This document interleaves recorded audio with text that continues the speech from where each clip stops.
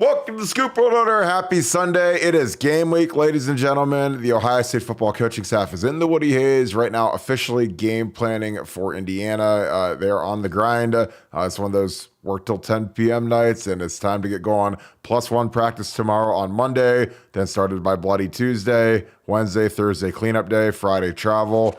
Saturday, the foot will hit the ball at 3:30 on CBS, so we're super excited to break down this Ohio State-Indiana game. We're going to go through some of the camp battles, who's won, who's going to start, who's where. A lot of questions still to be answered. I think this is a unique season where we start off with 3 patsies, so it's going to be a little bit lighter of a schedule, and you can kind of keep developing guys and keep going in that training camp mentality. So this is going to be a different one. We're going to get into all that. And also, a potential 5-star commit coming soon to Ohio State at a position of need. So with that being said, as always, we're very grateful and thankful for you guys. Thank you guys all for tuning in today.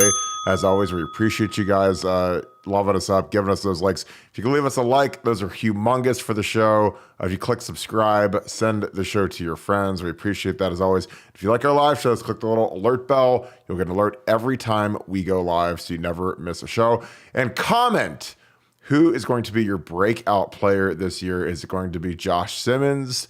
Is it going to be Mayan Williams? There's a lot of great candidates out there this year. Davidson Igbinosin, Sonny Styles. I want to hear who your breakout player is. Give me one on offense and one on defense, and we'll get rolling into this show.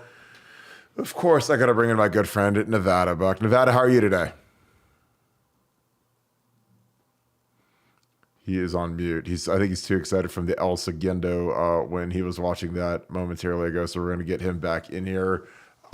Nevada, do we have you now? Are you recovered from the Little League World Championship? I'm so excited.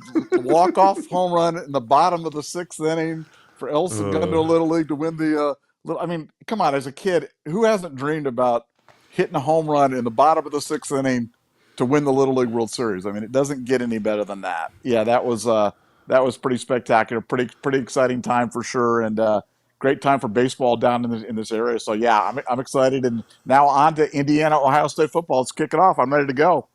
Yeah, and just so people are clear, for those who don't realize, that's like 10 minutes away from where you live, correct, Nevada? Well, it's 3 minutes away from where I live. I mean, Okay. like literally. It's literally like I could hit like a good drive and be in El Segundo. So yeah, no, just so excited. A lot of the kids. The manager was a guy that got me into the restaurant business, Danny Boley, and I just, like I said, just I'm so excited for him. What an accomplishment for little El Segundo to win the world championship. And what a great game. I mean, anybody saw the game, it was a classic. So yeah, great moment. Really excited, and but now ready to talk Ohio State football. Well, we're going to get into a game that hopefully won't be as close. I'm going to turn up the depth chart right here for Ohio State heading into this tilt with Indiana. This is a preseason depth chart. Again, I think most of this held chalk. Josh Simmons and Josh Fryer need to be swapped, but Nevada, any surprises on the depth chart? Initially, I believe, like you, that Kyle McCord will start the first game. I think Devin Brown can start the second game. I think that they're both going to play liberally for the first 3 games. I think that's the benefit to having a softer start to the season. You're not opening with Notre Dame. You're not opening with Texas week 2, or some of those years where we've had like a powerhouse coming. We had USC in 2009 coming to the shoe. This is a different season. We have Indiana, which is a road Big Ten game, but that's one of the lesser teams in the Big Ten. And then you have 2 teams that will be probably 49-point favorites over, around that, 42-point favorites. So you're going to be able to keep sprinkling these guys in and keep evaluating them. Before we go to South Bend week 4, what are your thoughts on where we're at depth-wise? I think camp was a massive success. I think the fact that we avoided major injuries, minus Court Williams, of course, is a huge benefit. Guys are always dinged up, but your thoughts on camp, the battles, any surprises on the depth chart for you? Well, no, I just think, look, the story of camp to me was the Philbin influence and the running of kind of an NFL style fall camp. And it's the first time that I've ever seen it done this way. We talked about it in a number of the pods, but, going to 2 fields, kind of doubling the reps, moving the guys around, very high intensity I just, like I said, I think it's going to pay huge dividends. The fact that they were able to avoid major injury through fall camp is just, humongous. You hate even talking about that, but knock on wood, we're able to avoid that. And from a quarterback standpoint, I mean, now for Ryan Day, the path of least resistance is to start Kyle McCord and play both guys liberally, because then if you do anything else, you're kind of making a statement. If you start Devin Brown over Kyle McCord, even if you alternate series, then you're kind of making a little bit of a statement. I think if you start Kyle and Devin Brown's coming in and playing, they're doing two series and then another two and then another two, another two. I just think that's an easier way for him to handle this quarterback situation. And the end goal is by week 3 that you've got a really good idea of what you've got at the quarterback position, so that you can script out a full game in week 3 for the quote unquote starting quarterback, and then have them completely ready to go by week 4 in Notre Dame. And I think that's what's going to happen. That's probably going to happen. Barring something unforeseen, sickness, injury, or some other weirdness. But I think that's what we're going to see. And it's going to make watching the first 2 games super interesting, because both guys are going to be under it. They're going to be under the gun to make the right decisions, put the team in the right spots, make the right throws, be responsible with the ball, and we're all going to get a chance to kind of evaluate. Like, it's almost like being there at practice, but with 100,000 of your friends watching, and we'll get a chance to kind of evaluate the QB battle in real time and give our take. So it's going to be a lot of fun, and I can't wait. Yeah, I think it's going to be fascinating to watch how he handles the quarterback derby. I think that the safe guy is McCord, obviously starting a game. He's a year older.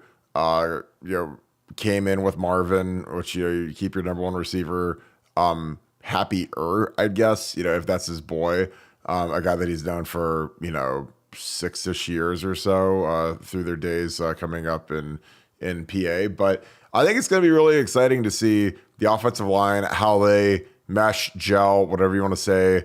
How well can we pass protect? And how much are we going to force these guys to be back in empty 5 wide or 4 wide or whatever, and put these guys out on islands when, frankly, they don't have a lot of experience out on the edges. So there's a way to protect these guys, make it a little easier on them. Again, I'm a big advocate of running the ball, especially early in the season when it's hot, especially if you're in better shape. You can wear teams down. That's not a cliche. It happens. I see it.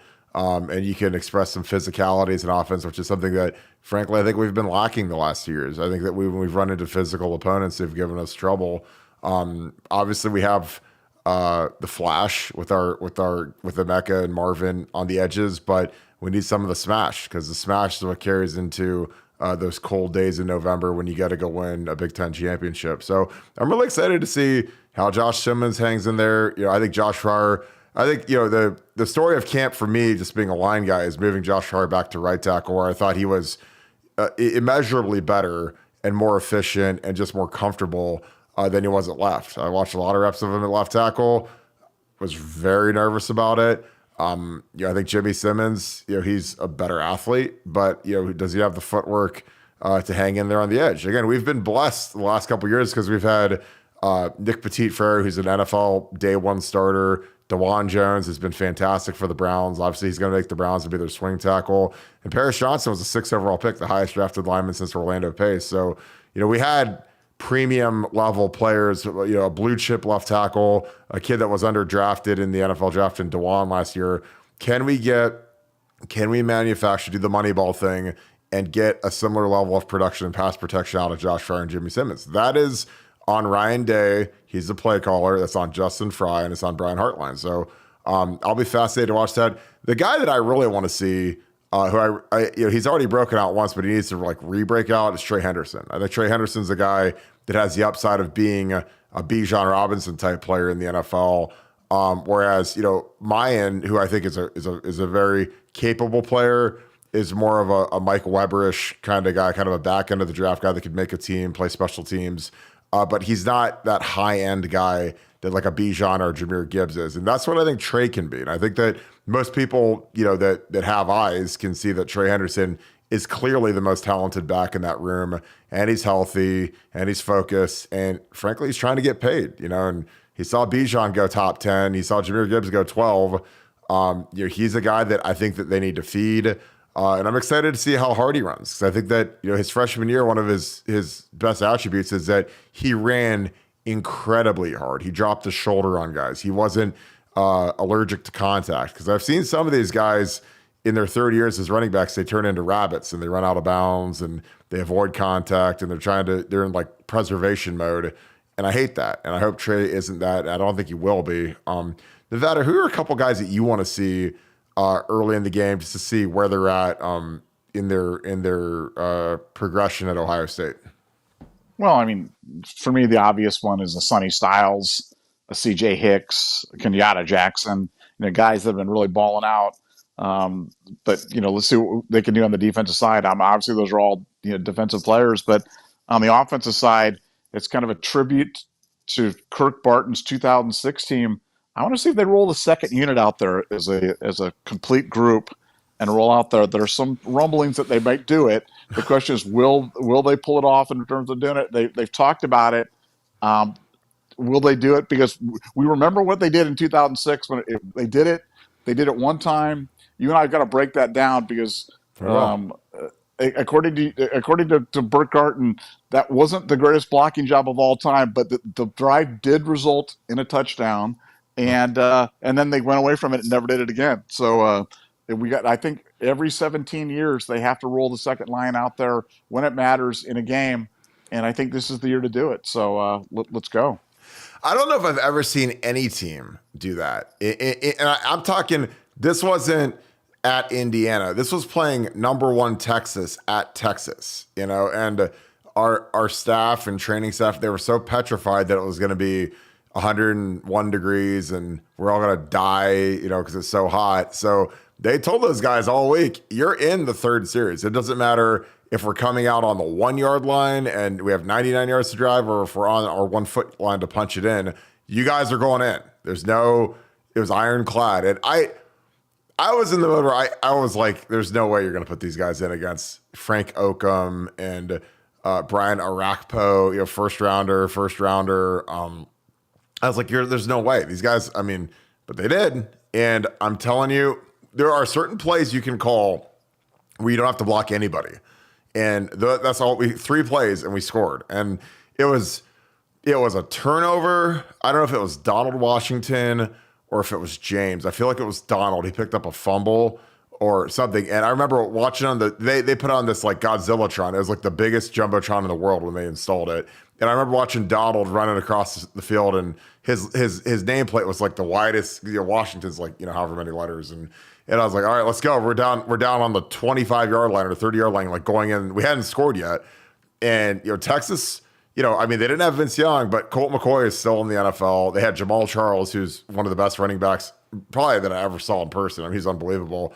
Henry Melton played a long time in the NFL as a Pro Bowler, as a defensive tackle.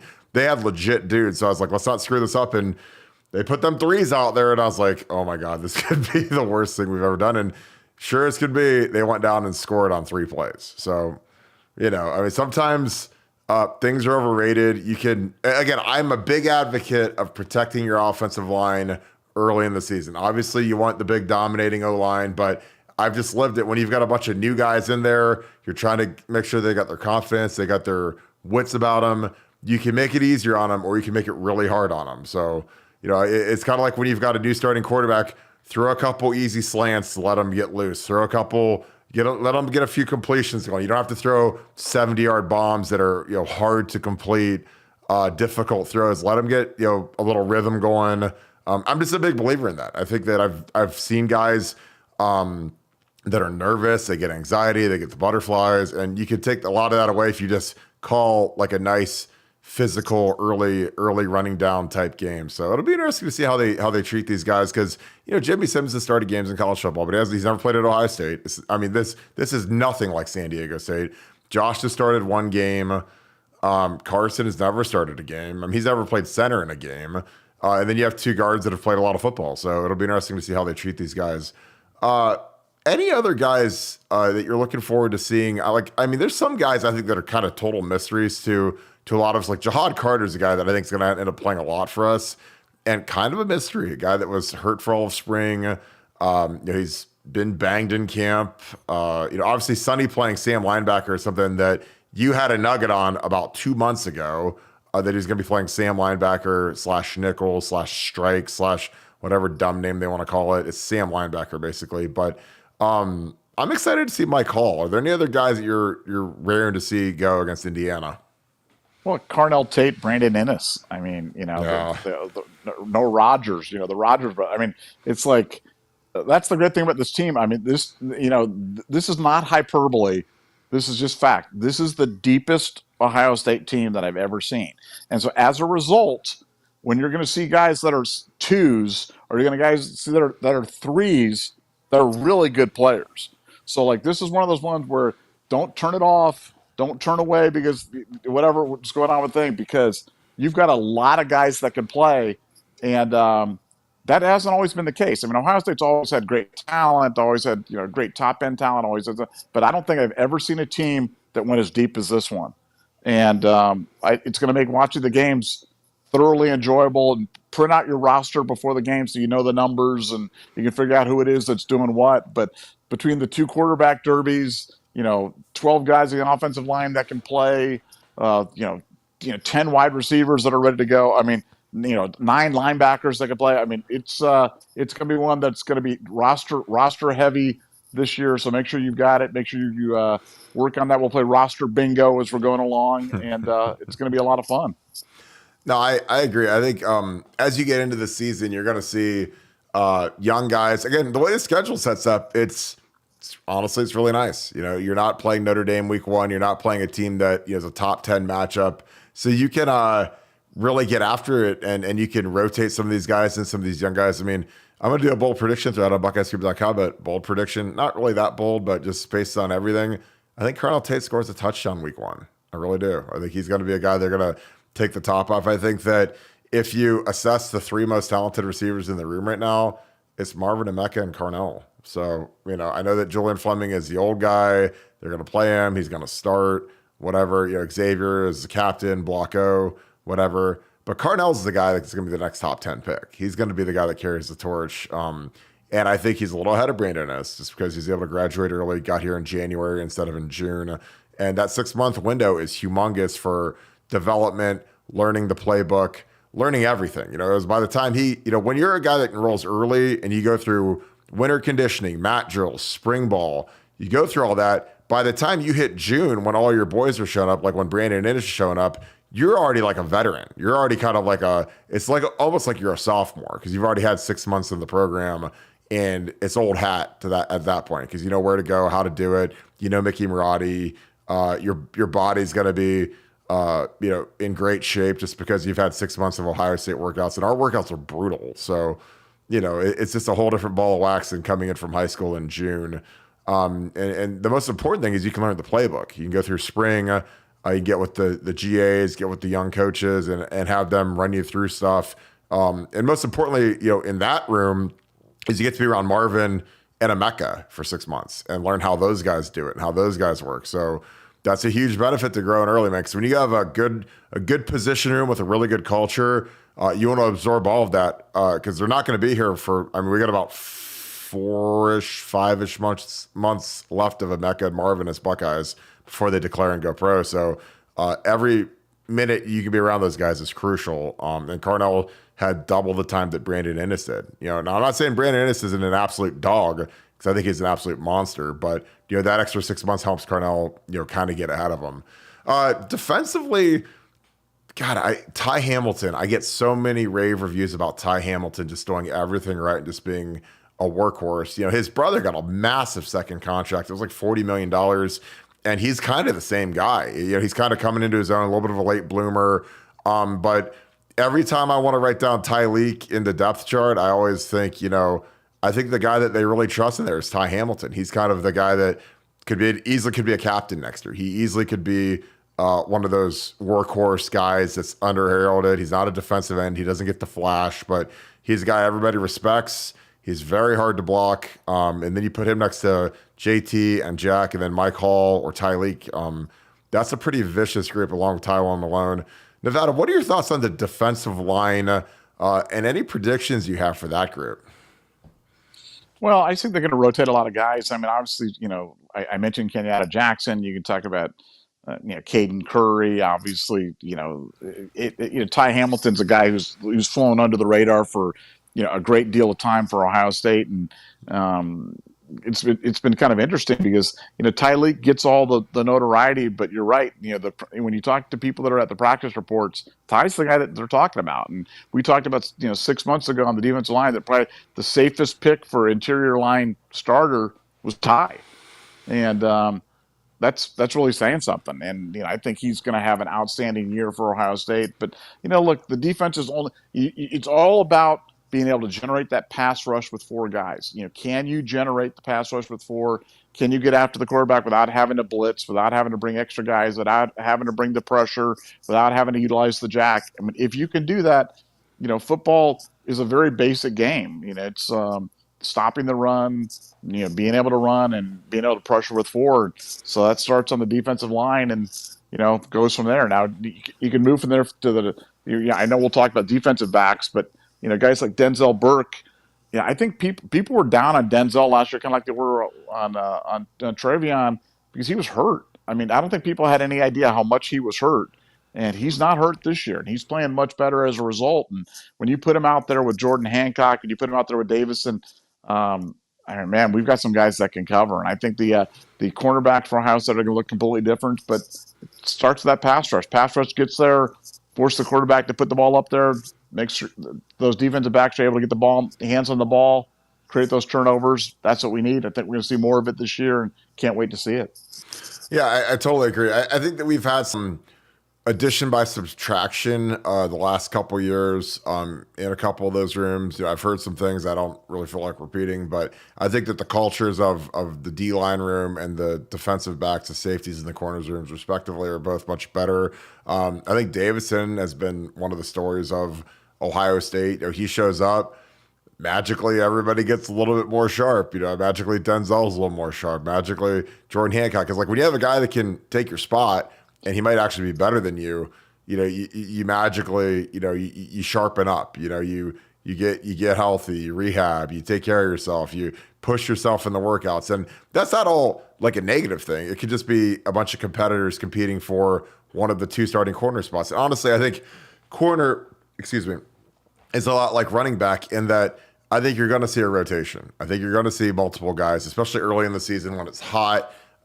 Guys get cramps. Guys get hamstrings. Like, these guys gotta stay fresh. I mean, it's a very long season, and something that no one's really talked about is we have a really early bye week, and that's kind of a double-edged sword. It doesn't make the game impossible, but you wish it was a little bit later in the year because as you accumulate getting beat to crap and hurt and sore and need to have a surgery that you're trying to put off till the bye week, when you have that early bye week, it's really hard. Now, my last year in 2007, we had no bye week. We went 12 straight weeks. So it is possible to make it all the way through without a bye week. But, the schedule sets up, it's tough. It gets tough, not just the opponents, but the travel. So it'll be really interesting to see, how it shakes out. And I think that the most encouraging thing about this team is there's a lot of depth at a lot of positions where you really need depth, like corner, like defensive tackle.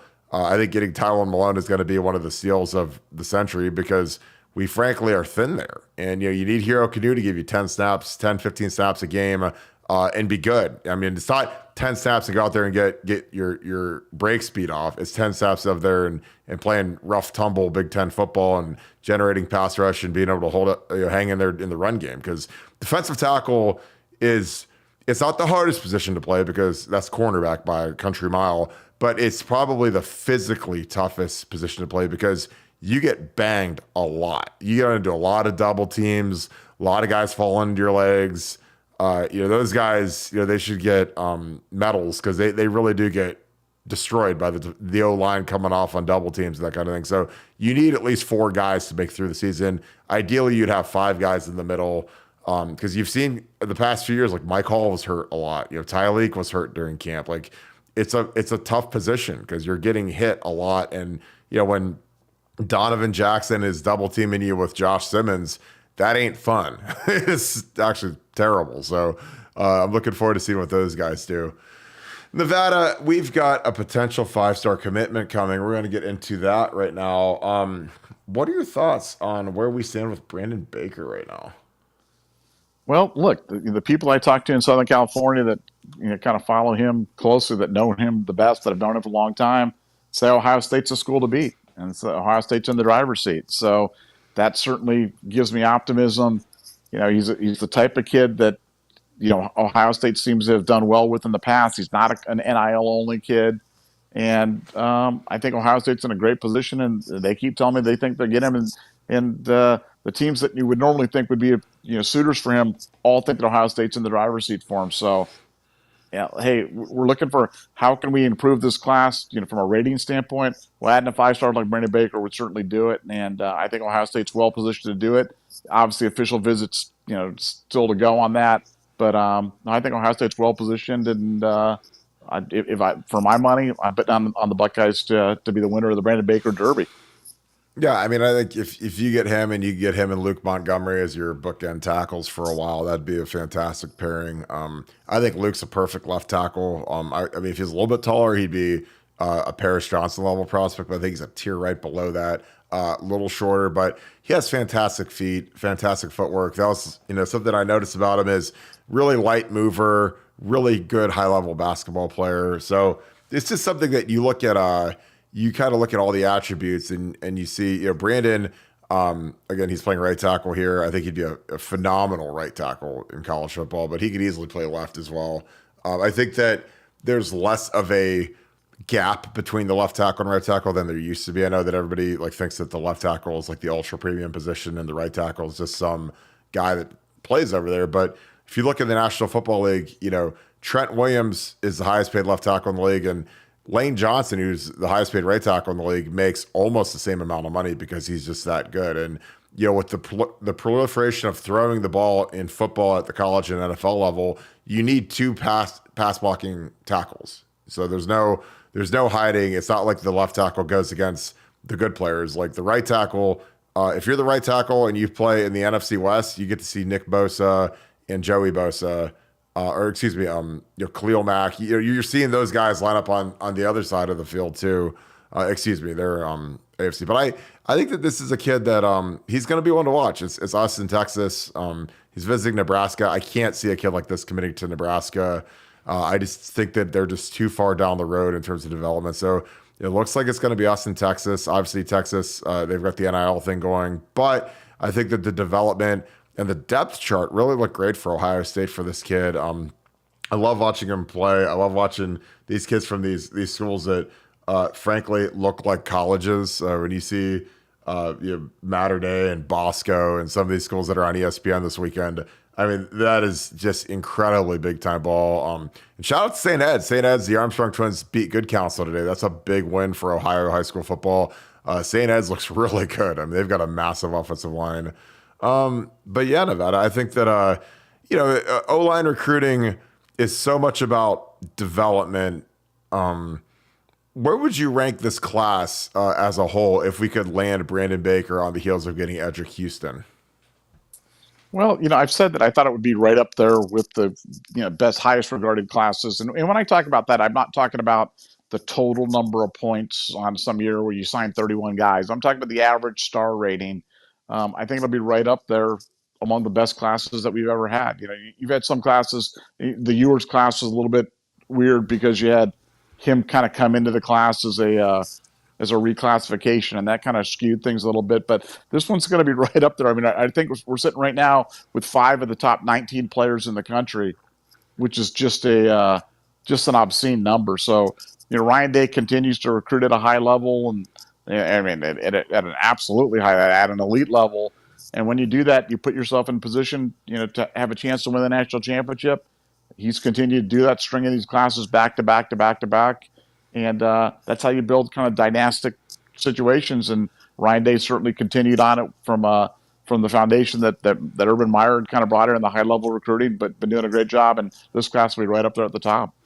Yeah, I agree. I think that, it's harder to judge recruiting classes in total now because with the transfer portal, you could sign an amazing class and half the guys could leave after 1 year because of the transfer portal. And plus, on the flip, you kind of have to evaluate how many guys do I take that are high school seniors versus how many guys do I go after in the portal? Because, you still have that hard 85 cap.